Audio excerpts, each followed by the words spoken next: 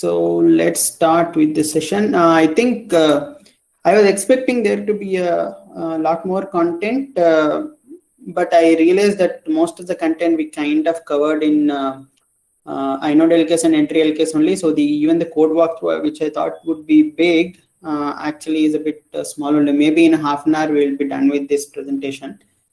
Yeah, let's just go through with this whole thing. Okay, everything is getting recorded, right? You guys are able to hear me, right? Yeah. All right then. Okay. So we are going to talk about POSIX LKS this session. We will see the behavior of POSIX LKS just like how we saw behavior of inode LK and entry LK. Then we'll do a walkthrough of POSIX LK code. Okay, the first thing that I probably need to introduce is what is POSIX LKS. So there is this command called flock. Okay. Okay, so there are some ways to do exclusive locks and all that. So I can probably show what this one does. Okay.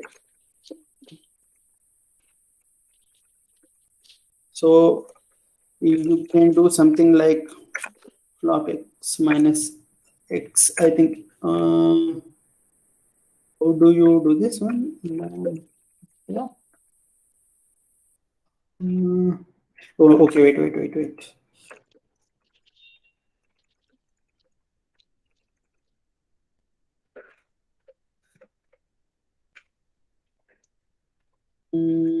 Oh, okay.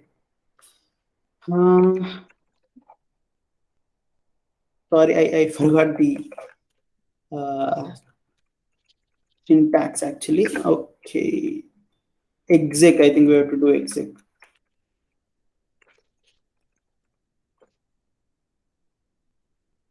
Okay, something like this, I think. Exec, let's say 257 less than greater than 8, I think. Okay.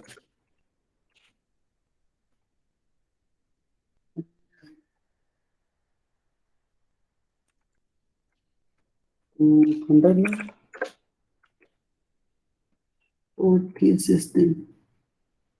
Oh, okay. Exec 50 mode path. Okay. Sorry.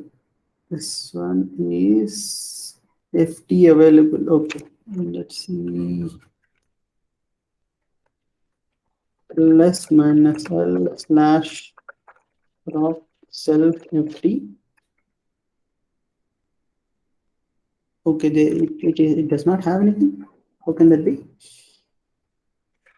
Okay, so we have to do eval. That is where I'm. Okay. So we will do eval like this, maybe. No. What is this, man? Okay.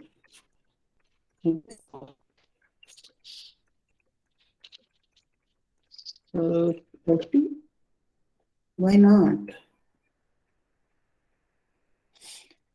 It is not showing.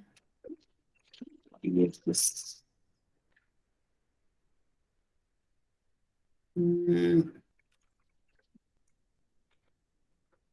Wait, let's see. All right, so I don't know why it was not giving before. Maybe I'm doing something wrong. Okay, so you guys know about this, right? Slash proc self FT. No. Okay, so this is a way of looking at the FTs that are open by this particular process, like your own process. Okay, so these are the ones that this bash program has opened. So now, like, these are the FD numbers that are already occupied. So you can do something like you can execute something like this.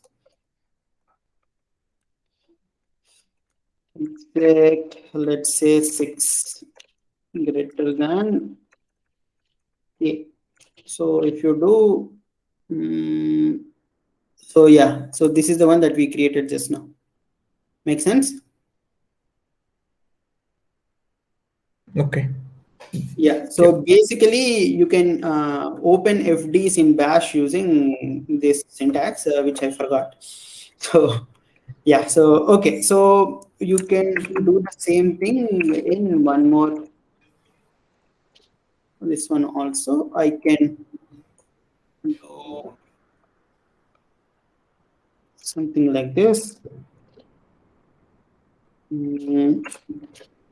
All right, so now both of these guys have opened it. So let's say if I do flock minus X and 6, this has gotten the lock. Now if you do flock minus X6, I think it should hang, okay? So this is because this one took the exclusive lock on this file, and now this guy is waiting. Okay. Now if you exit this one, see, now this guy got it. You got it, right? Okay. So I exited that bash process. So when you exit the process, all the files will be closed, as part of which the exclusive locks are uh, cleared. So the one that was waiting, that gets the lock now. Okay. So this is a short introduction to what these POSIX LKs are, which are like FCMPL locks. Okay. So there is this thing about a flock. A flock, I think, also has a yeah, but I don't know whether they use FCNTL locks underneath or not. So right after, rather than being emulated in Genius Library as a call to FCNTL with this implementation, there is no interaction between the types of lock placed by a flock. Okay, so yeah, so basically there are all these things, they essentially get lead to these POSIX LKs on GlusterFS. Oh, by the way, the one I showed it was on my own Bash program, so which is like on XFS, so it's not really inside Gluster, but the concept is okay. So you guys understood what is FCNTL lock, right? Yes. Okay, cool. Now let's go back to the presentation and see the behavior. Okay. All right. So just like we had in the previous two types of locks, we will try to see some scenarios and how the POSIX LK behaves. So just like inode, so there will be a lot of there will be some overlap between inode LK and POSIX LK, because both of them are range locks, but they do differ in some important ways. We will cover those also. So this same image you guys would have seen in inode LK also. If you have two clients that are taking logs on two separate ranges, then they will be granted, whether they are from same client or different client or LK owner, they don't matter as long as the ranges are distinct. Okay, so this is similar to inode LK. Now, if the ranges overlap, they are not granted if the client or LK owner are different. So this is again similar to that of inode LK. So this one would have been in granted state, and when this lock request comes into the server, this will be put into blocked state. So just like that, if one of the flock minus X call was hanging, right? Until we kill the other process with the granted lock. So similar to that one, so this client, whichever did this flock or the lock call, actually will block. Now these things now start differing from the inode LK. So let's say there are two range locks which are overlapping, that are from same client and same lock owner. In inode.lk, there will be 2 locks that will go into granted state. So there will always be like one lock corresponding to the first lock call, second lock corresponding to the second lock call. But in POSIX case, they will be merged into one lock. So what will happen is, let's say this is like, let's say this is like 1 to 10, and let's say this is from like 7 to something 15. Okay. In inode.lk, you will have 2 separate locks, 1 to 10 and 7 to 15, both of them in granted state. But in POSIX both of them will be combined to create just one lock, which is from 1 to 50. So if you send just one lock from 1 to 15, that will be unlocked. So like you won't have the lock anymore. Okay. So again, this is another one. Okay, so even though I denoted it using a red marker, I am denoting it to mean a separate type of lock instead of from different client. Okay, so you can send a read lock or a write lock, and those kinds of ways also these 2 locks can differ, right? So assume that this is a read lock and this is a write lock, or this is a write lock or this is a read lock. Okay, and when requests for this come, what will happen is the incoming one will always override the existing one, and it will be like this. So this instead of one full lock, like in this case, there will be 2 separate locks, and the first lock will be truncated now. Like let's say this is like 1 to 7, and let's say, okay, sorry, this is 7 to 15 is what we were saying, right? And let's say this is 1 to 10 and this is 7 to 15. So 1 to 6 will be this green lock, and 7 to 15 will be the red lock. Okay, so this is another difference from inode.lk. So based on whether you are going from read to write or write to read, they can sometimes be termed as lock upgrade and lock downgrade. But essentially what we are going to get is this like mixture of these locks. It won't be a like similar world that we had with inode.lk, where like they are like 2 separate locks which are the same request that we send. Every time you send an overlapping lock that is from same client owner, then you always will end up with change in the POSIX locks that we have. So this is a tricky part. Do you guys have any doubt? You guys understood this part? This is very critical. Yeah, got it. You can go ahead. Yeah, cool. So now that you guys got this, I will go through the code. There are some changes in the implementation for POSIX locks. We will check that also. So this is in locks SRC, POSIX locks in accelerator switcher locks. So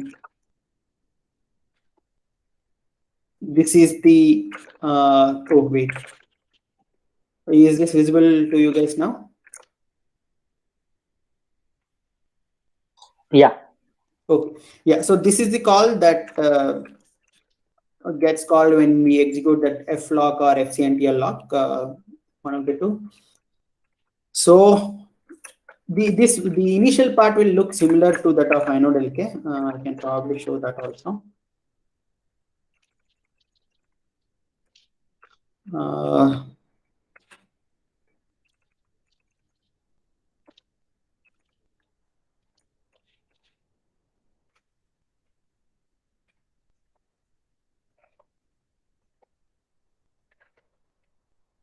So I am first going to talk about the inode LK. This is something that we have seen. So basically, as you may see, we are basically going to get this PLI node, which contains a data structure where the logs are granted /log. Then we get the domain, and then you create the inode lock request, and then you go about either doing the lock or an unlock. This is the structure of this handling, right? Something similar is going to happen here also. So, but the one difference is there is no domain here because there is only one type of external locks. So that is the only thing that is there. There are some partial implementations of mandatory locks and meta locks. I personally don't know whether they were complete or not. So I'm not going to cover them, but the concept is same. So it should not really matter. I think this is for this mandatory mode. Okay, by default, I don't know whether it is enabled or not. Okay, but generally, this is like a bit recent one, only maybe 1 year back or something, maybe 2 years, I don't know.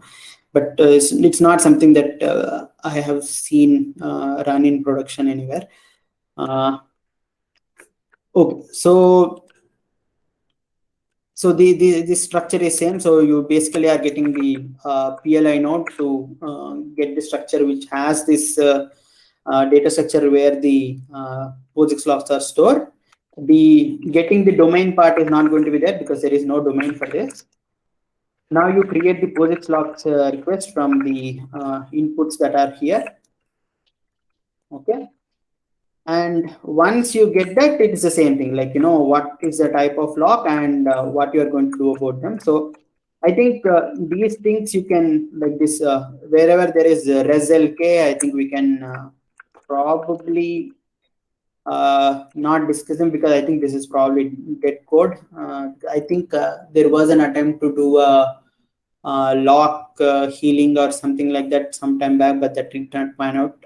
So this is probably dead code now. So this is one new thing that is not there in the inode LK. So GetLK is another system call. FCNPL, I think, yeah. GetLK. Okay. Okay, so this is the GetLK. So what it will do is on input to this call, a lock describes a lock we would like to place on the file. If the lock could be placed, FCNTL does not actually place it, but returns F unlock in the type. Leaves the, okay, so basically, so this is a way to query if there is a conflicting lock, like it says, like, if one or more incompatible locks would prevent this lock being placed, then FCNTL returns details about one of those locks. So when you do GetLK, it will give you that information. Like what is, at least it will give one such thing. We will go into this one also. The other one is your normal setlk and setlkw. Setlk is like your non-blocking lock, and setlkw is like your blocking lock. So we just set this can block to true and go through the same code. Yeah, so this is the code that actually does the work. So what it will do is, like this again, like is similar to the code that we have seen in inode LK. We have a way to go through all of the logs that are present in the list to see whether there is any conflicting lock for this. One difference between POSIX logs and inode LK is this one I can probably show.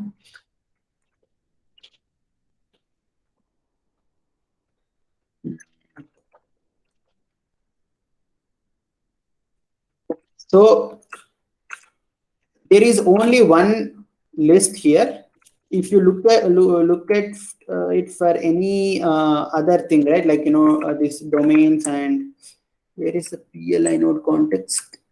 Okay, PLI node is the inode context. 1 second. There is granted logs metal. Okay. 1 second.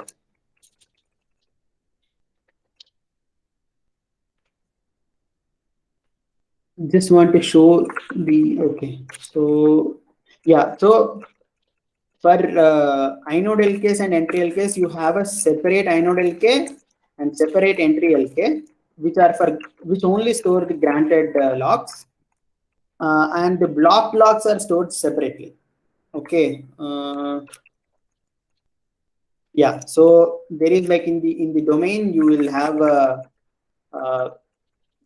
block logs thing, and you will store the block logs there. Okay, right? Like you have entry LKs which are granted, blocked entry LKs which are blocked, inode LK which are granted, blocked inode LKs which are blocked. But with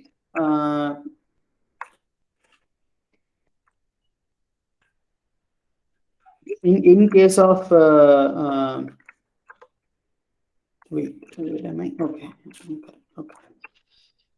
All right, where? Okay.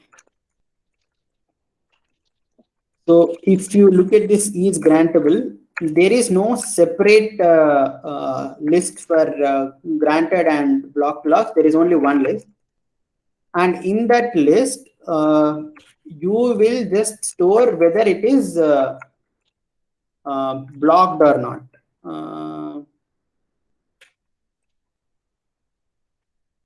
Yeah, so you will just store whether this lock request is blocking or not. Instead of saving it in two separate lists, in the same list we actually store the status of whether it is blocked or granted also inside this list. So, but the logic is same. So for all the granted locks, it will check whether there is any locks overlap. This part is again something similar. So you will check whether the ends and starts of those ranges are overlapping or not, and then you will also check whether it's the same owner or not. And this logic also similar to that of inode LK and entry LK, where you check whether the lock owner and the client are same or not. Okay, so what will happen here is okay, so these things are all again metalock, and all of these things are for like rebalance, and I think in some cases there will be some mandatory locks part also, but that will get confusing really soon. So let me just not talk about those parts. But the interesting thing is we will just discuss about these cases that we have discussed. What will happen? So there is like every time a lock can be inserted. Okay, so first let's talk about lock that cannot be inserted. You just like mark it as blocked somewhere and then push it into that. Yeah, so you just say that lock block be equal to 1, and you just insert the lock into that list. So this is like you're just pushing this lock into that list of locks that you are maintaining. You maintain this granted and block time for debugging purposes, but this is not doing anything interesting. But once you decide that the lock is grantable, then you have all these cases where you have to do this merging of locks, either like this or like this. So okay, so if the owner is same and these types and flags, like if both of them are read and both of them are write, that is simple. This is like this case. You just merge all of them into one lock. So what you will do is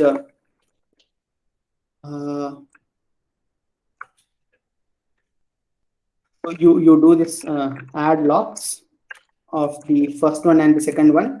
So you take the minimum of the two starts and maximum of the ends, so that you are like coming up with this full range.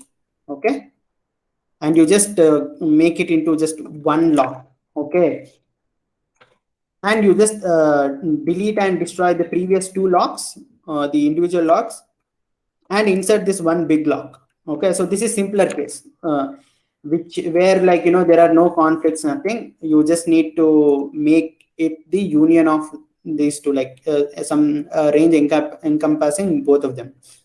Okay, now we will go to something. Okay, I have changed these things.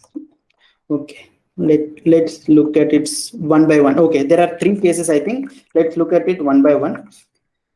So now let's say if we get a lock request where the client and lock owners are same, but the types are different. Let's say one is read and another is write. Then first we try to get the addition going, which is like similar to this one. Okay, this one. So you try to get a lock that is completely encompassing the whole thing. Okay, then you do a subtract lock to get the individual locks. So there are like three cases. One case is this. Okay, the second case is this. Okay, and third case is ulta, which is like this, something like this. Okay, so this is one case. Or the end, like basically there is an overlap, but there is like a just like some it will coincide. So these are the three cases. Okay, so we can check this one by one, but one important thing here is this parameters to this add locks. Okay, this lock type is very important. So when you do the addition, okay, this it is doing this copy lock, right?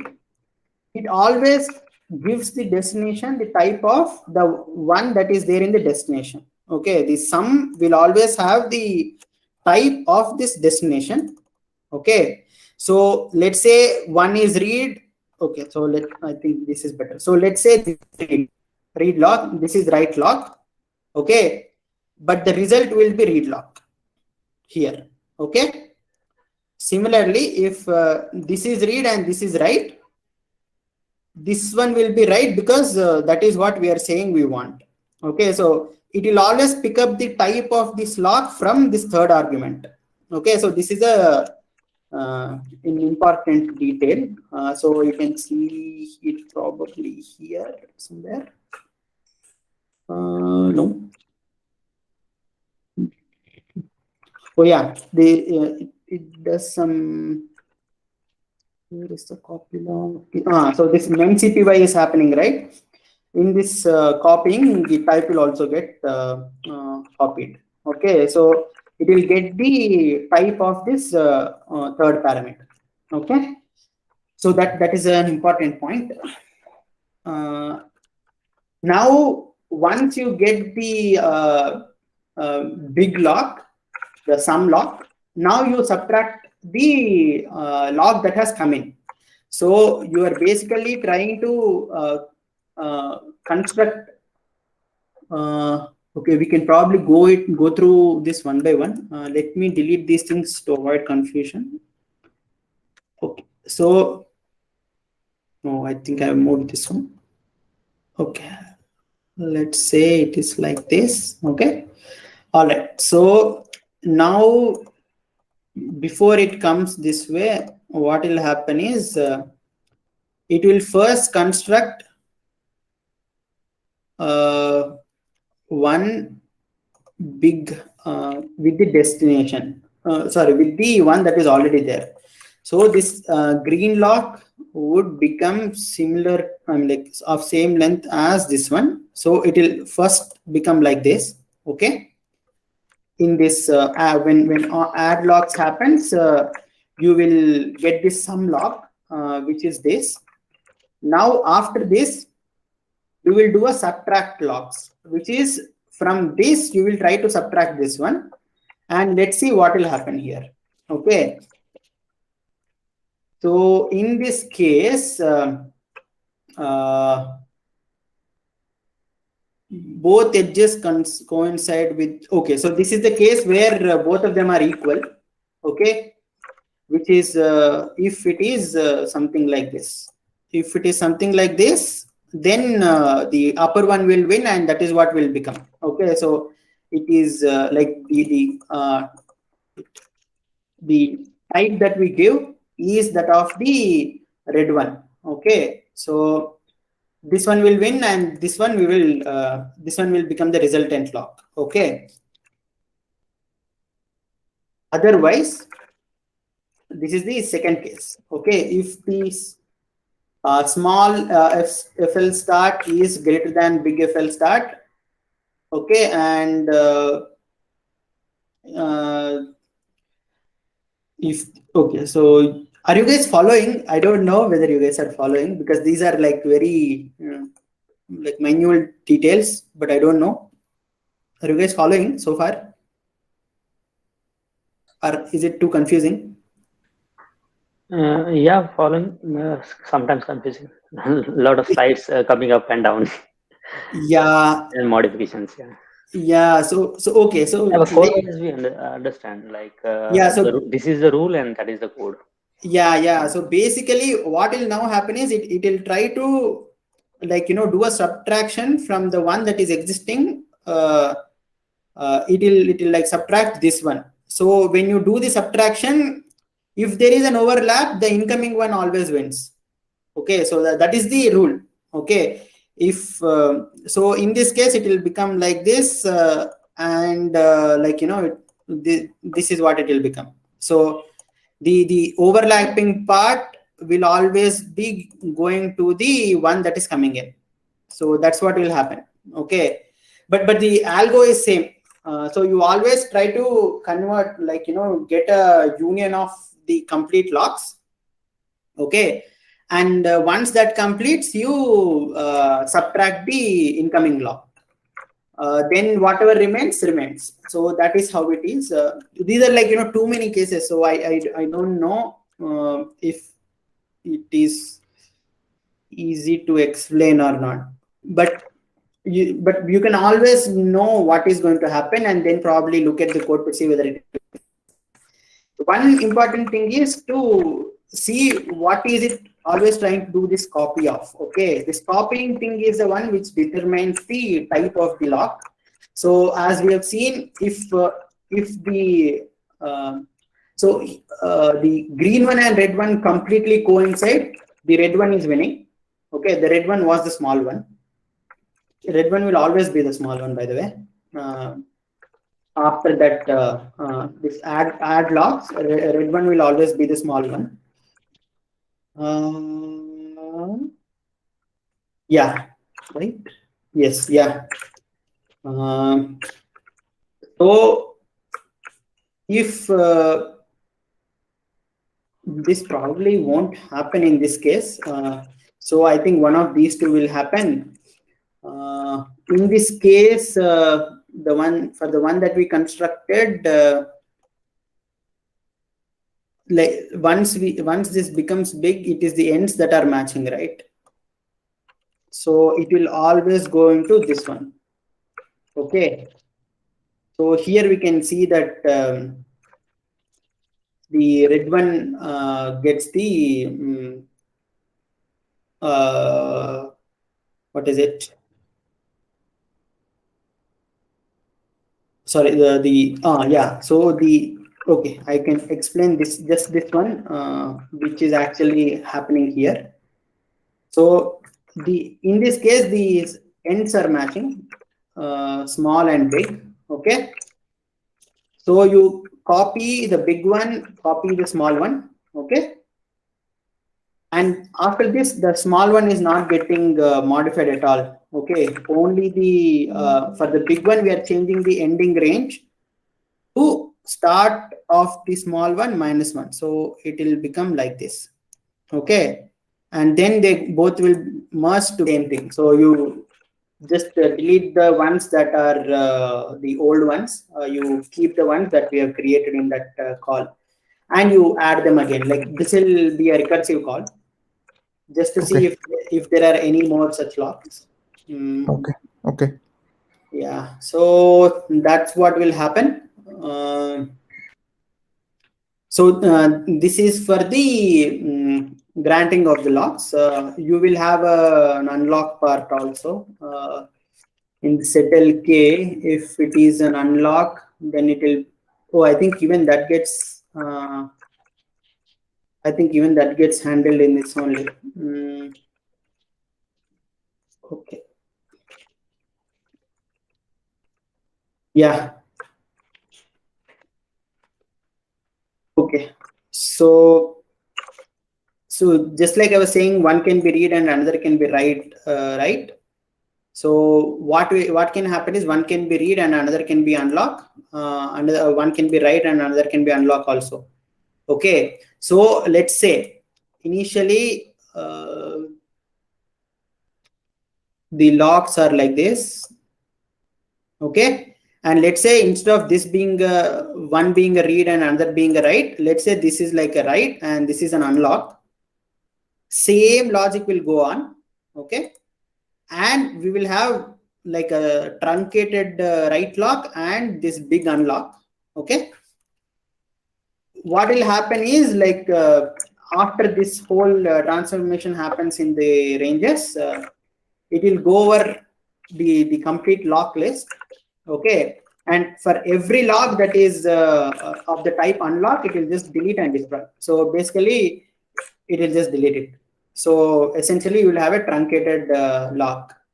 And if this unlock is like big or it's exactly this one, then the locks will be gone. Okay. So that is how unlocks are handled. It is both flexible, this type of locking, but also gives a lot of confusion when you are trying to code. And actually, I also added one criticism of these POSIX locks that is done by one of the Samba guys, I think. So you guys go through this one. So he talks about confusions for POSIX locks and why this became a standard and all that. Can you attach that link somewhere? Yeah, okay. So it is here only. Okay, sure. Yeah, so he talks about a lot of POSIX stuff, but the relevant part that we are talking about is this part. Okay, which is in the middle. I think this one is like offsets and all that, which is probably not relevant. Are there any other more? No, I think this is the part that I wanted to talk to you guys about. You guys read this one. It's a nice description of why POSIX locks has some problem which we generally do not want. Okay, so but yeah, so that is the session, but I don't know how much you guys got it. So let's take questions. It's the lock manipulation is the confusing part.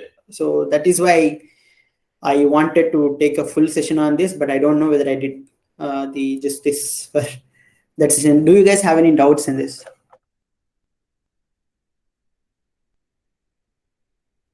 Maybe you guys want to go through the video once it is put up, probably to understand it. I don't know. And you can probably post it on GitHub if there are any doubts. Yeah, that is good actually, because we need to go through it before and like asking any. Yeah, this is a little bit confusing because the locks are always going to be upgraded, merged, or like cut into pieces, and all of these things will happen. So like for example, just to give you one more example, I think I've already confused enough, but let me confuse a bit more. So let's say, okay, let me ask you questions. Okay, let's say,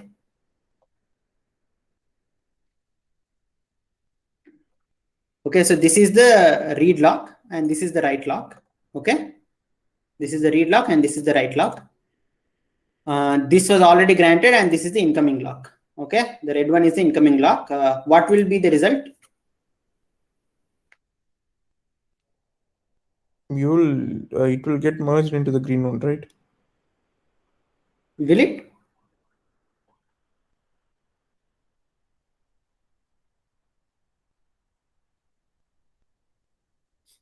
See, the thing is, whenever there is an overlap, the incoming one will always get the precedence, right? Huh. So what will happen in this case is, so this is what I was trying to do, but it is too cumbersome. No, we got that. Like basically, these both gets merged, right? The red one will be there, and then the green one will get shorter. That's what you're trying to say, right? Yeah, no, but there will be two green ones like this. So the merging will lead to locks that are like this. Okay. You guys are understanding, right? So let's say this was read and this was read, and this is the right lock. Initially, that full read lock was there, right? Now it will be cut into the initial part read lock, last part read lock, but the middle one being right lock. Okay. Okay.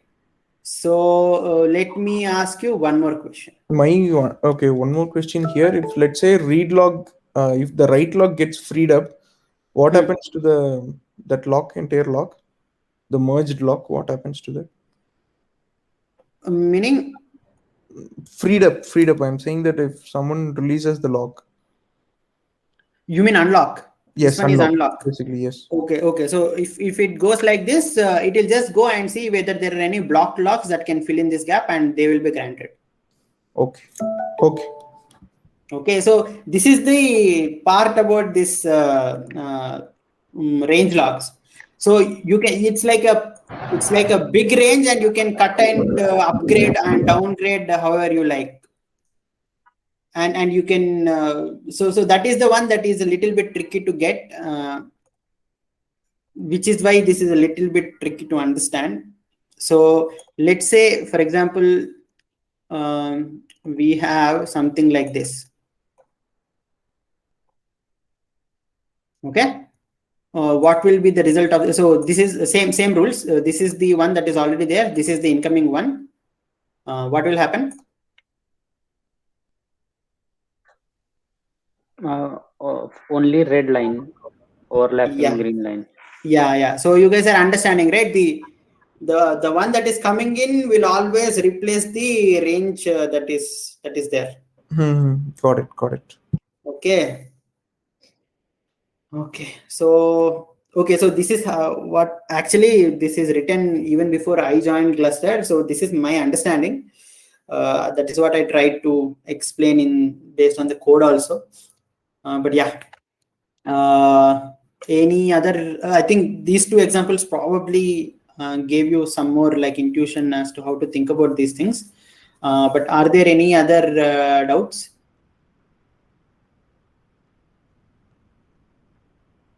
Not right now, Pranit. Okay, so at least the final parts, did it give any clarity? The last two questions. Yes. Okay. So let me ask one more question then. So let's say this is a right lock and this is an unlock. What will happen? Which is a right lock? That green one is a right lock, is it? Yeah, this is a right lock and this is an unlock. What will happen? Okay, there is an unlock which is coming. Yeah. So basically the lock will get released, right? Like you will not have. No, what is the end state? End state will be empty actually. Okay, correct. All right. So let's say it was like this. Then this is read lock and this is unlock.